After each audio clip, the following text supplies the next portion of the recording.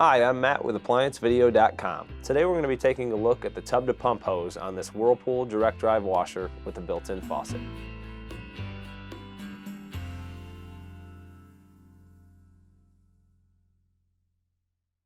Stop. Before beginning any repair, always be sure to disconnect the power to the appliance.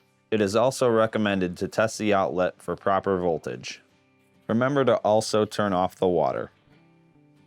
A defective tub-to-pump hose would typically be damaged due to a sharp object getting down inside the hose and poking a hole or ripping the hose.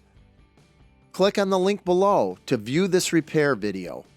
ApplianceVideo.com guides you step by step, giving you the confidence to avoid recalls and callbacks, also saving time on repairs.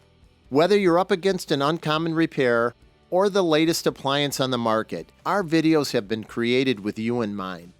Our growing library of videos have been produced using our factory-certified technicians who have extensive infield experience over the past 30 years.